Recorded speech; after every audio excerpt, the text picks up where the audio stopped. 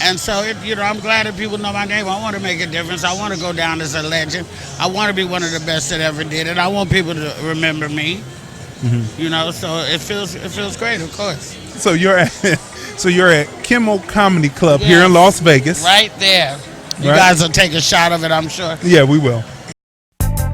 Here's the thing about your movie, why I made a curator's pick of the Hollywood Fringe Festival. Community, heart, Crazy Dee.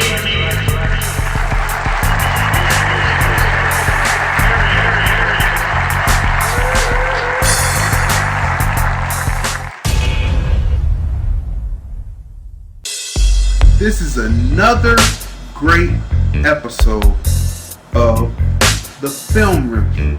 Hey everybody, this is Luenell, the original bad girl of comedy. I'm here at the Link Promenade in beautiful Las Vegas, Nevada, and you're watching the Film Review.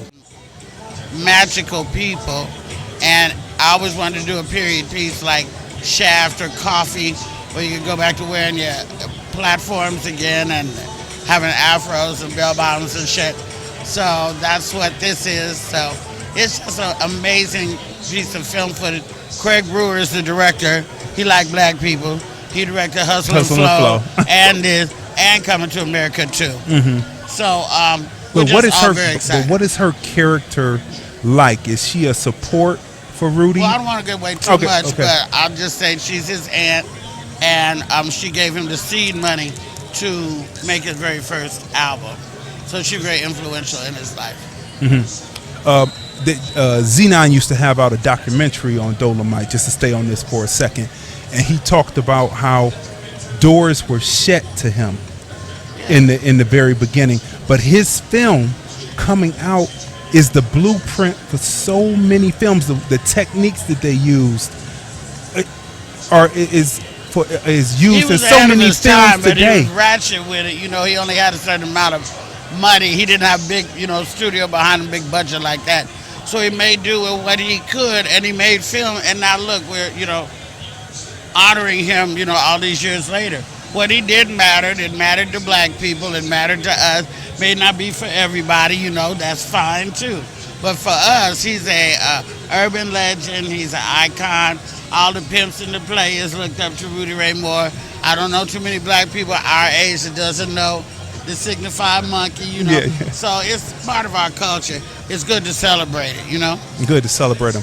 Now, how does it feel personally for you to be gaining this acclaim after so many years grinding it out? Well, I've never, ever since I left Oakland, it's been the same. I've always been popular. I've always been popular amongst the regular folk, more people are knowing my name now. There's a little bit more money now, not, stratospheric money like these boys is getting. So my lifestyle at home haven't changed much yet. But, as long as people are starting to know my name, not just my look or my face. That's that girl. They called me Cat Williams for like 5 years, just because they associated me with Cat. And so, I'm glad that people know my name. I want to make a difference. I want to go down as a legend. I want to be one of the best that ever did it. I want people to remember me. So it feels great, of course. And the polish that you have. I often speak on how comics and black entertainers in particular go through the chitlin circuit, and they go through, and by the time they get to film, by the time they get to television, they are polished and even more interesting on screen than their white counterparts that are up there. Like, take when you played the cashier in A Star Is Born. When you, to me, you stole that scene. My wife and I were sitting in the theater, and you stole the scene. That's just because you know me. No. And people who don't know me, I didn't steal no scene. No. They may not be admitting that you stole the scene, but you sitting there stoic as the cashier, it made me say, I would like to follow that storyline and get off of the Star Is Born story. You will be very happy with Dolemite because I cut my nails, I wore a wig, I really wanted to And I feel like Eddie's aunt. I mean, I knew Charlie way more than I have interacted with Eddie, but me and Eddie already had a relationship before we started working. But to actually work with him and have it on film, where my kid and everybody, generations can see it, is an honor. And 2 Eddie Murphy films in 1 year, and this comeback year is amazing. But I just, I love my aunts, and my aunts were very influential in my life. And I just pulled from that, and I think that me and Eddie, they say we had chemistry, but that's real love. And that's why Coming to America 2, you're in it. Can you give us news about the character that you play? Well, no, I can't.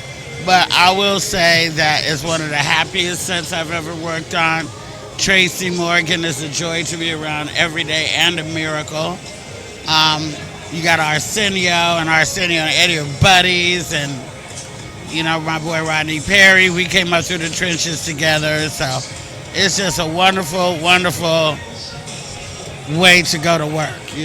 Okay, so I only drink at work. Yes. Right? Is that saying that your work is stand-up, or are you speaking to also the everyday person that may have a flask? I just happen to have one. Right here. Okay. Luenell, I only drink at work. I only drink at work. You this copy. And this is a CD. This is not a DVD. You can buy it on my website, heyluenell.com, HEYLUENELL.com, or you can download it on, iTunes and Spotify and all that stuff. This is just a CD that I recorded live in a club. Not unlike Kimmel's, and just talk about stuff that applies to everybody. Relationships and kids and weight and money and college and all that. So there you go. Oh, I appreciate this. We're going to be laughing, and then we're going to be coming up here to see you do. Play it in the car on the way home. Okay, so do you, like other comics, go to smaller clubs to work out new material before you do a stand-up show like Annoyed Easily? No, Easily Annoyed Comedy Show. Yeah. No, I don't do that. I just work it out at my paid gig. I just will throw it in there. I usually don't throw in something I don't think will work. Every now and then you hit or miss, but I don't go around and practice like that. I don't know if I'm lazy or I'm just gifted, one of the two. But I just will throw different stuff in because things happen that you want to talk about. Like right now, I'm on this big thing about, my people going nuts for a goddamn chicken sandwich. It's not even a meal. You don't even get a drink with this shit, and everybody's standing in line for a fucking chicken sandwich. I come from a fry your own chicken era,